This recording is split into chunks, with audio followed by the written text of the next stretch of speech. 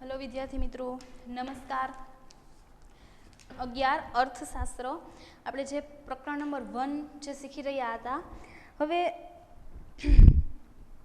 ગવર્મેન્ટે છે બરોબર તમારો થોડો ઘણો સિલેબસ છે બધા ચેપ્ટરમાંથી અમુક રદ કરેલું છે, પરંતુ અત્યારે જે આપણે કન્ટિન્યુ ચાલે છે બરોબર પહેલા પ્રકરણમાં કંઈ રદ કરેલ છે નહીં, તો આપણે એઝ ઇટ ઇઝ પ્રકરણ 1 છે એ આખું એમ જ આવવાનું છે એક્ઝામમાં.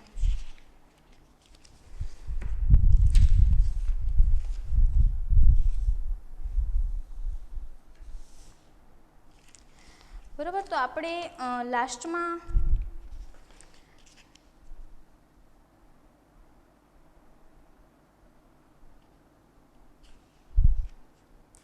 જોયેલું હતું, આગળ આપણે કન્ટિન્યુ કરી પેજ નંબર 5.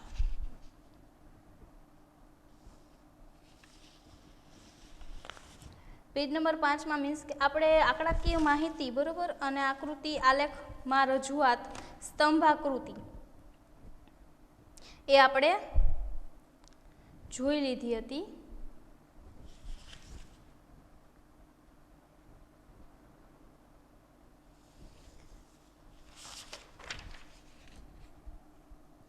ત્યાંથી જ આપણે શરૂઆત કરવાની છે કે આંકડાકીય માહિતીને આકૃતિ આલેખમાં રજૂ કરતી વખતે ધ્યાનમાં રાખવાની બાબતો.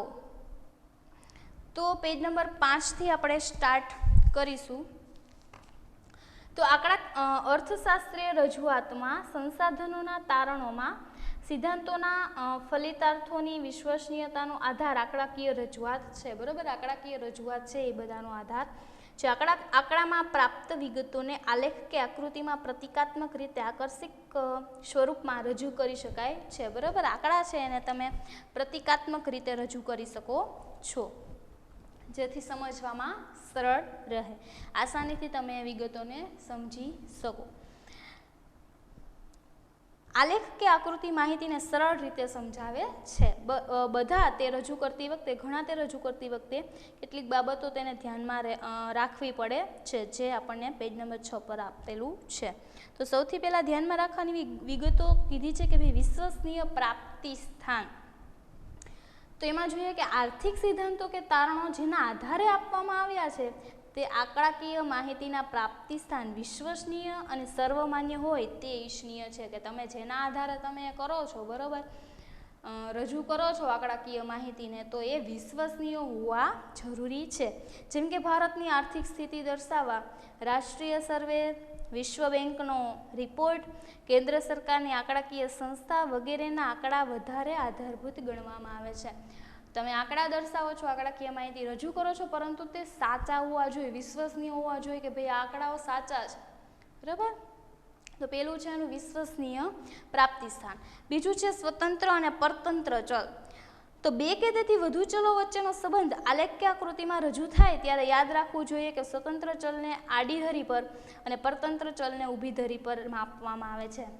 ક્યારેક એવું હોય, દાખલા તરીકે સાક્ષરતાનો દર જોતો હોય બરાબર, તો સાક્ષરતાનો દર છે એ ગુજરાતમાં જોતો છે, તો ગુજરાતમાં અને સાક્ષરતાનો દર, પરંતુ સ્ત્રી અને પુરુષો બંને ચલ છે આપણી પાસે, તો બેયનો કેટલો છે એ જોતો છે અલગ અલગ. તો એને શું કીધું કે જે સ્વતંત્ર ચલ છે એ કઈ ધરી પર હોવું જોઈએ? આડી ધરી પર, મીન્સ કે એક્સ અક્ષ ઉપર. અને જે પરતંત્ર ચલ છે એ કઈ ધરી પર હોવું જોઈએ? ઊભી ધરી પર, મીન્સ કે વાય અક્ષ ઉપર. દાખલા તરીકે દેશ, વર્ષ, વરસાદ એ સ્વતંત્ર ચલ છે, જ્યારે આપણી વસ્તી છે, આવક છે, ઉત્પાદન છે, બધું કેવું છે? પરતંત્ર ચલ. બે ચલ વચ્ચેના કાર્યકારણના સંબંધમાં એક જ ચલ કારણરૂપ હોય છે. દાખલા તરીકે એક વર્ષ સ્વતંત્ર ચલ છે જે એક્સ ધરી પર દર્શાવવામાં આવે છે, અને ઉત્પાદન છે એ પરતંત્ર ચલ છે, વાય ધરી પર દર્શાવવામાં આવે છે. આપણને ખબર છે, મેં તમને કીધું કે કાર્યકારણનો સંબંધ કોને કહેવાય? તો કે એક ચલને આધારે બીજા ચલમાં વધારો કે ઘટાડો થતો હોય બરોબર. એક ચલને કઈ ઇફેક્ટ પડે તો એની એક ચલને કઈ વધારો ઘટાડો થાય તો એની ઇફેક્ટ ક્યાં પડે? બીજા ચલમાં પણ થતી હોય. તો એ કાર્યકારણનો બંને વચ્ચે સંબંધ છે. પરંતુ આપણે એક્ઝામ્પલ આપી કે ઉત્પાદન અને વર્ષ, કયા વર્ષમાં કેટલું ઉત્પાદન થયું બરોબર, તો વર્ષ છે એ ક્યાં લેવામાં આવશે? એક્સ ધરી ઉપર, સ્વતંત્ર ચલ છે. અને જે ઉત્પાદન છે કેવું ચલ છે? પરતંત્ર, વાય ધરી પર લેવાનું. જો કે અર્થશાસ્ત્રમાં માંગના નિયમની રજૂઆત છે એ કારણરૂપ પરિબળ, કિંમત ઊભી ધરી પર અને આધારિત પરિબળ માંગ છે એ આડી ધરી પર લેવામાં આવે છે. આંકડાશાસ્ત્રનું જ આપણે જોઈએ બરાબર કે કિંમત અને માંગ, તો માંગ છે એ આડી ધરી પર લેવામાં આવે છે અને કિંમત છે એ ઊભી ધરી પર લેવામાં આવે છે. તો સૌથી પહેલું આપણે જોયું કે વિશ્વસનીય હોવી જોઈએ, પછી સ્વતંત્ર ચલ પર એ આડી ધરી પર હોવું જોઈએ અને પરતંત્ર ચલ ઊભી ધરી પર હોવું જોઈએ. અને ત્રીજું છે સ્કેલ માપની પસંદગી કરવી. તો આંકડાઓને આકૃતિમાં યોગ્ય રૂપમાં ગોઠવવા માટે યોગ્ય સ્કેલ માપ મેળવવા પડે છે. સ્કેલ માપની ગોઠવણી વ્યવસ્થિત રીતે થવી જોઈએ. દાખલા તરીકે સમયને લગતી બાબત હોય તો દર વર્ષે માટે એક સ્કેલ નક્કી કરીને તેની રજૂઆત થાય છે. કોઈ સમય હોય, વર્ષ છે બરાબર, મહિના છે, તો સમયને લગતી કોઈ પણ બાબત હોય તો શું કરવાનું? 10 વર્ષ માટે એક સ્કેલ નક્કી કરી લેવાનું. એકવાર જે સ્કેલ માપ નક્કી કરીએ એ આપણે એની રજૂઆત જાળવવાની. દાખલા તરીકે 1 ઇંચ બરાબર 5 વર્ષ નક્કી કરો તો પછી દરેક 5 વર્ષનો વધારો બનાવવા માટે પણ 1 ઇંચ પ્રમાણે આગળ વધવું પડે. જો તમારે 5 વર્ષનો વધારો દર્શાવવો હોય તો કેટલું ઇંચ આગળ વધવું પડે? 1 ઇંચ, કારણ કે 1 ઇંચ બરાબર આપણે શું લીધું છે? 5 વર્ષ. મોટી આંકડાકીય માહિતીની આકૃતિમાં ટૂંકા રજૂ કરતી વખતે જે તે ધરી પર બરાબર કાંઈ નિશાનો આપવામાં આવે છે. હવે આપણે જોઈએ આંકડાકીય માહિતીની આકૃતિ કે આલેખમાં રજૂઆત કેવી રીતે થાય છે. તો આંકડાકીય માહિતીની આકૃતિ કે આલેખમાં વિવિધ સ્વરૂપો દર્શાવી શકાય છે. બે ચલો વચ્ચે સંબંધને બિંદુ દ્વારા અને બિંદુઓને જોડતા રેખા દ્વારા દર્શાવાય તથા રેખીય આકૃતિ બને છે. દાખલા તરીકે આપણી માંગ રેખા છે, પુરવઠા રેખા છે, તો બિંદુઓને આપણે શું કરી છે? જોડી છે બરાબર. તો એ કેવી બની? રેખાકૃતિ બની. હાલમાં કમ્પ્યુટર ટેકનોલોજીના ઉપયોગને કારણે આંકડાકીય માહિતીને આલેખમાં રજૂઆત આકર્ષક રીતે થઈ શકે છે કે તમારે કમ્પ્યુટર અને ટેકનોલોજીનો જેમ જેમ ઉપયોગ વધતો જાય છે તેમ તેમ નવી શોધખોળ થતી જાય બરાબર, અને એ દ્વારા માહિતી કેવી લાગે છે? આકર્ષક લાગે છે, મજા આવે છે અને સમજવામાં પણ સરળ બને છે. આલેખમાં પણ વૈવિધ્ય લાવી શકાય છે. સરળતાપૂર્વક સમજૂતી માટે આપણે 3 પ્રકારની રજૂઆત અહીં આપી શકીએ. હવે કેવી રીતે તમને સરળ પડે સમજાવવામાં, તો 3 પ્રકારની આકૃતિનો અહીંયા ઉપયોગ કરવામાં આવેલો છે. તો સૌથી પહેલું છે સ્તંભાકૃતિ. સ્તંભાકૃતિ કોને કહેવાય બરાબર? બીજું છે પાસ પાસેની સ્તંભાકૃતિ અને ત્રીજું છે વૃતાંશ આકૃતિ બરાબર. તો સૌથી પહેલા આપણે જોઈશું સ્તંભ આકૃતિ.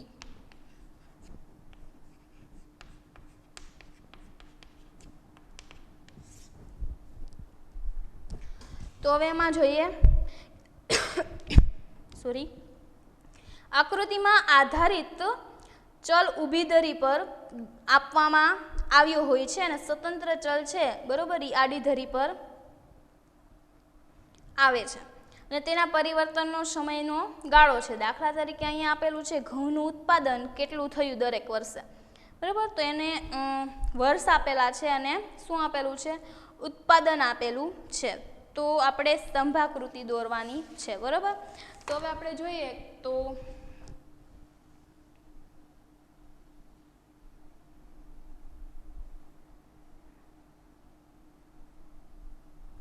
આમાં ઊભી ધરી પર આપણે શું લેવાનું છે? પરતંત્ર ચલ એટલે કે વર્ષ બરાબર.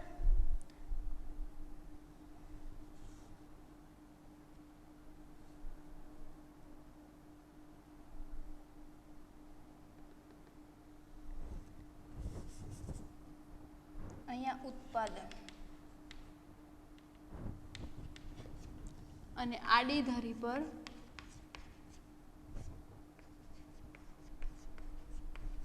સ્વતંત્ર ચલ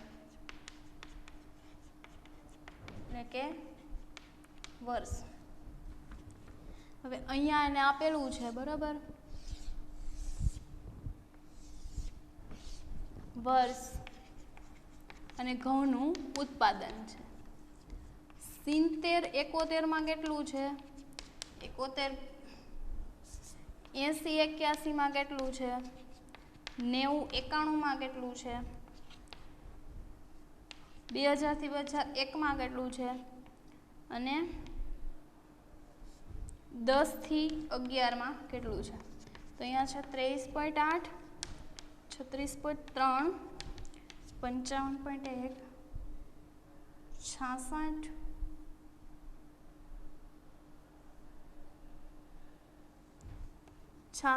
છે કે નહીં ખબર નથી મને, 69 છે આઈ થિંક, કારણ કે અહીંયા પ્રિન્ટ ઝાંખી આપેલી છે એટલે. ઓકે, બરાબર. અહીંયા આવી રીતે આપણને આપેલું છે.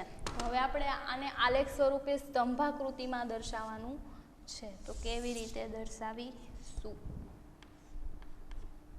બરાબર. એક્સ અક્ષ ઉપર શું લેવાનું કીધું છે? આડી ધરી પર વર્ષ, અને વાય ધરી પર આ છે એક્સ અક્ષ, વાય અક્ષ. અહીંયા શું લેવાનું કીધું છે? ઉત્પાદન. બરાબર. અહીંયા આપણે વર્ષ લઈ લઈએ.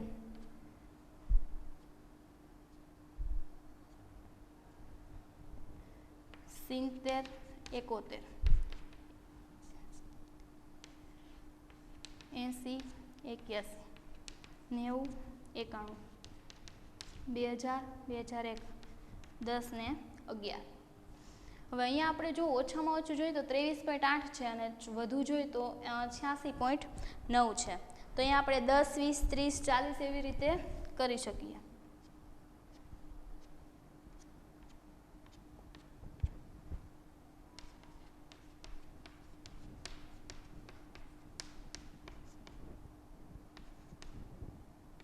બરાબર.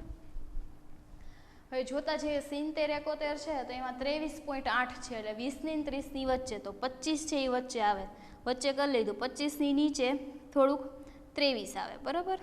તો અહીંયા આપણે જોઈએ. ઓકે, બરાબર. અહીંયા આવે છે 80 થી 81 માં 36.3 છે. તો 30 અને 40 ની વચ્ચે અહીંયા 35 આવે છે. 35 થી થોડુંક ઉપર જઈએ એટલે 36 આવશે.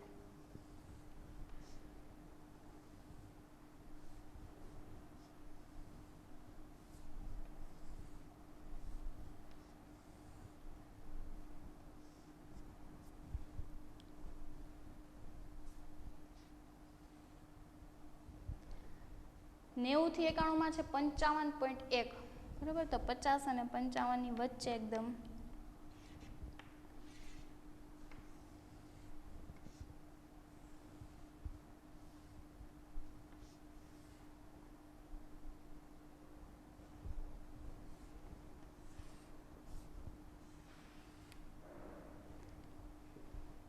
હવે જોઈએ 2000, 2000 થી 1 માં છે 69.7 એટલે અહીંયા.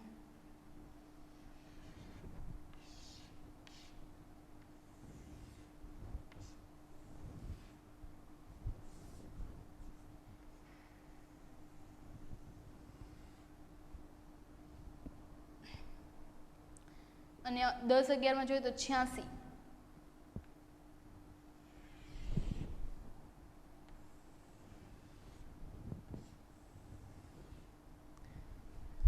બરાબર. અહીંયા સ્કેલમાં મારે વ્યવસ્થિત રીતે થઈ શકે તેમ નથી એટલે તમારે પાસે સ્કેલ દ્વારા તમે વ્યવસ્થિત રીતે બિંદુને જોડી શકો.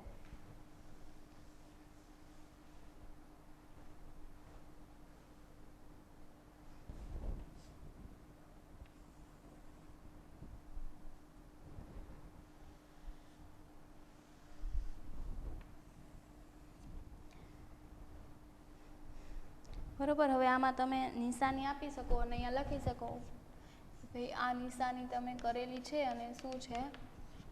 ઉત્પાદન.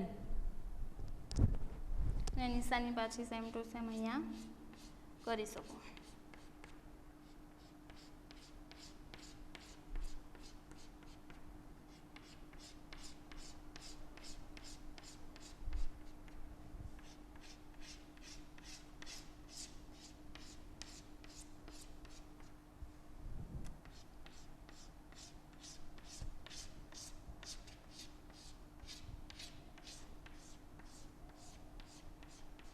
બરાબર. તો અહીંયા પછી તમે જે કરેલું છે એ અહીંયા ઉપર લખવામાં આવે છે 23.8, 36.3, 55.1, 69.86.9. આ તમારો ગ્રાફ તૈયાર છે. તો સૌથી પહેલાં ગ્રાફમાં એક્સ અક્ષ અને વાય અક્ષ જોઈ લેવાનું, બરોબર. સ્વતંત્ર ચલ એક્સ અક્ષ ઉપર આવશે, પરતંત્ર ચલ વાય અક્ષ ઉપર આવશે. અહીંયા જે આપણને વિગત આપેલી છે લેવાનું, બરોબર. અહીંયા લખવાનું તમે જે લીધું છે એ એક્સ અક્ષ વાય અક્ષ. ત્યાં તમારે જે સિમ્બોલ જે રજૂ કરવું છે, કેવી રીતે નિશાની કરશો એ ગ્રાફમાં સ્કેલમાં દ્વારા તમે એને લઈ શકો છો, બરાબર. તો આ થઈ સ્તંભ આકૃતિ.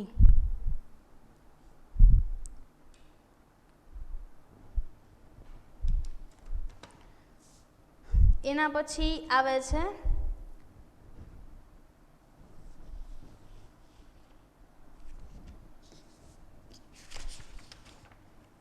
પાસ પાસેની સ્તંભાકૃતિ.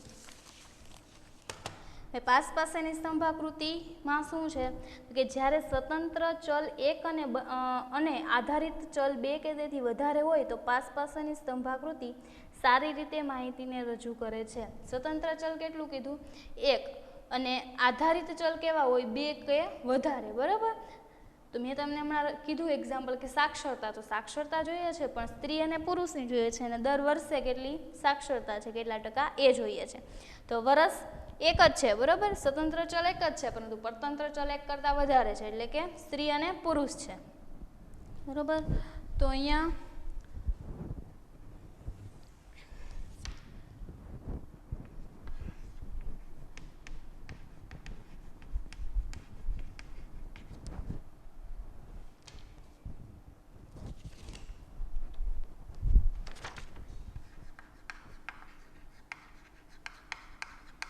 આ થઈ પાસ પાસેની સ્તંભાકૃતિ, બરાબર. આમાં એક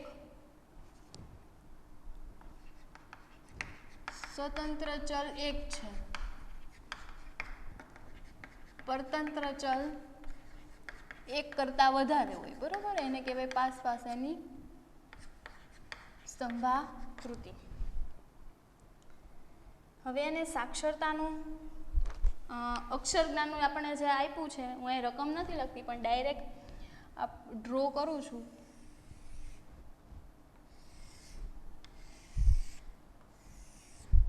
આ આપણો શું થઈ જશે? એક્સ. આ આપણો થઈ જશે વાય. ઓકે. હવે આપણને વર્ષ આપેલા છે, પુરુષ ને સ્ત્રી આપેલું છે, અને ટોટલ કુલ આપેલું છે. તો અહીંયા આપણે શું લેશું? સ્વતંત્ર ચલ, બરાબર. સ્વતંત્ર ચલ એટલે વર્ષ. વર્ષ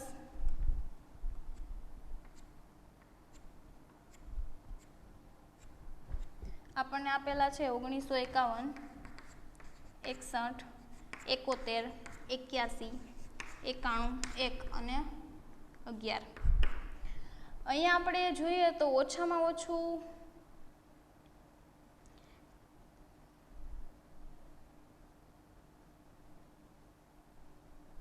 આપણે ટોટલ શું લેવાનું છે? સ્ત્રી પુરુષ આપેલા છે, બરોબર.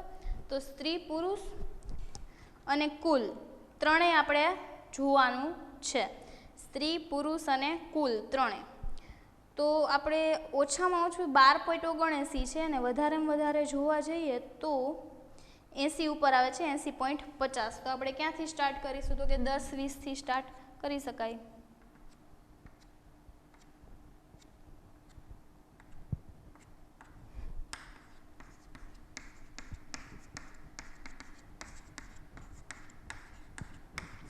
બરાબર. હવે વર્ષથી ચાલુ કરી. પુરુષમાં શું છે પહેલાં અહીંયા આપણે લખી લઈએ કે કેવી રીતે આપણે તૈનઈને દર્શાવીશું. આને સ્ત્રી પુરુષ કુલ, બરાબર. કુલને આપણે ખાલી રાખીશું. પુરુષમાં કેવી રીતે દર્શાવીશું? તો કે એને ત્રાસુ કરીને દર્શાવીશું, બરાબર. તો હવે આપણે જેમ આપેલી છે એ જ એવી રીતે જ લેશું. પુરુષ છે એ પુરુષમાં 30.70 છે, તો 30.70.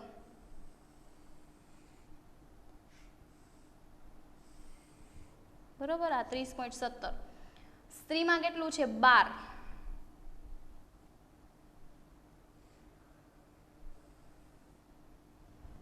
અને કુલ છે 21.9.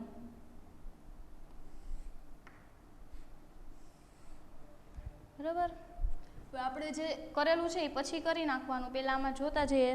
48.73 છે 1961માં, એટલે અહીંયા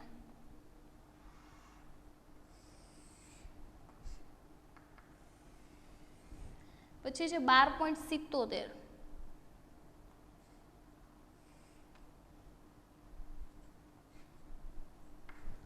અને 36.19.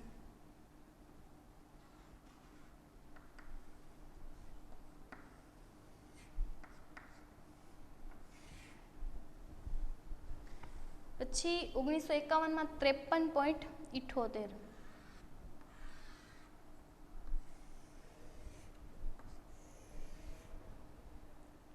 29,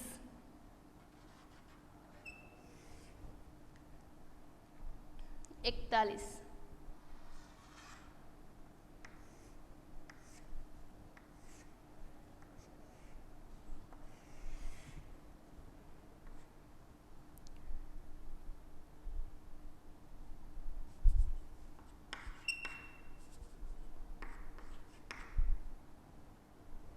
હવે 81માં જોઈએ તો 65,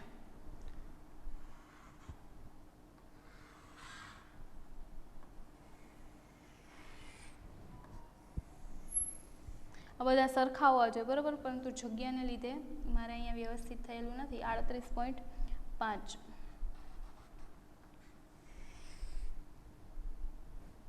અને 52.20.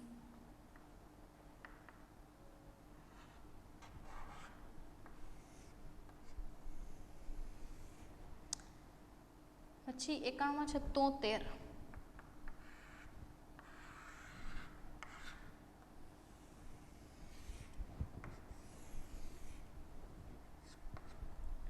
અડતાલીસ,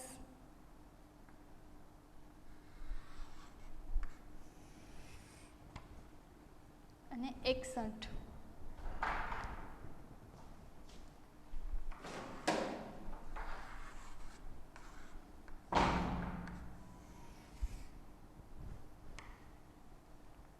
બે 2001માં છે 80.50,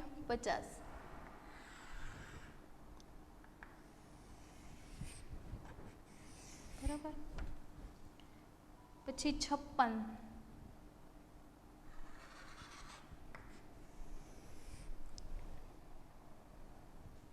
સોરી 58 છે એટલે થોડુંક આગળ આવશે. 69,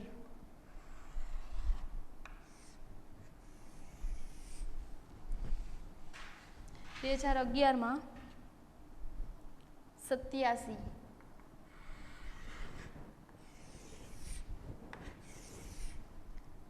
70,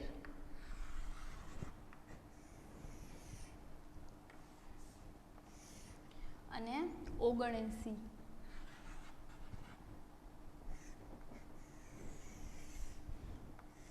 બરાબર. આવી રીતે તમારો આખો આલેખ છે એ થઈ છે તો આપણે આપણી રીતે પછી નિશાની કરી શકીએ છીએ.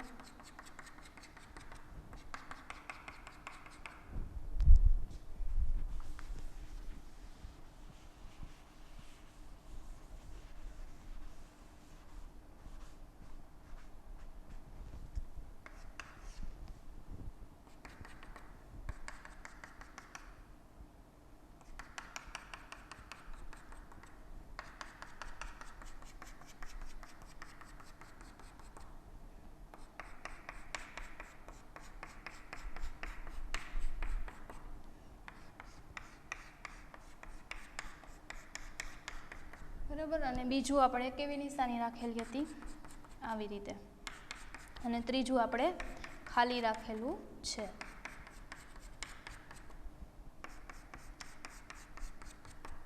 તો આને શું કહેવાશે? પાસ પાસેની સ્તંભાકૃતિ. બરાબર. કે આમાં શું હોય છે? એક સ્વતંત્ર ચલ એક જ હોય છે, પરંતુ જે પરતંત્ર ચલ છે એ એક કરતાં વધારે હોઈ શકે. અને આવી રીતે થઈ શકે કે જ્યારે એક કરતાં વધારે ચલ હોય છે ને પાસ પાસેની સ્તંભાકૃતિ કહેવાશે. એના પછી આવે છે વૃત્તાંશ આકૃતિ. બરાબર. અહીંયા આપણે જે આવી રીતે સેમ આમાં જે લખતા હતા એ જ સ્વતંત્ર ચલ લીધું હોય અહીંયા લખી નાખવાનું. પરતંત્ર ચલ આપણે અહીંયા શું લીધું હતું? સ્ત્રી અને પુરુષ બંનેનું લીધું હતું. તો સ્ત્રી પુરુષ સાક્ષરતા પ્રમાણ, બરાબર. અને આપણે જે નિશાની રાખવાની છે પહેલેથી જ નક્કી કરીને આ કરી લેવાનું છે, બરાબર. તો આપણે આજે જોઈ સ્તંભાકૃતિ અને પાસ પાસેની સ્તંભાકૃતિ. બંને વચ્ચે એક કોમન સમજી લો, સ્તંભાકૃતિમાં બંને એક જ હોય છે. ચલ, સ્વતંત્ર ચલ અને પરતંત્ર ચલ બંને એક જ હોય છે. જ્યારે અહીંયા સ્વતંત્ર ચલ એક, પરંતુ પરતંત્ર ચલ એક કરતાં વધારે છે, એટલા માટે સ્તંભાકૃતિનો ઉપયોગ કરવામાં આવે છે. અને ત્રીજું હતું વૃત્તાંશ આકૃતિ. એ આપણે નેક્સ્ટ લેક્ચરમાં જોઈશું. વૃત્તાંશ આકૃતિ એટલે શું અને પછી અર્થશાસ્ત્રમાં એનું મહત્ત્વ, બરાબર. આજે આ બે વસ્તુ જોઈ તમારે એને વ્યવસ્થિત રીતે સમજીને ગ્રાફ પેપર ઉપર બને તો ગ્રાફ પેપર ઉપર દોરવાની ટ્રાય કરજો, એટલા માટે પ્રેક્ટિસ થાય. વૃત્તાંશ આકૃતિ છે નેક્સ્ટ લેક્ચરમાં જોઈશું. Thank you.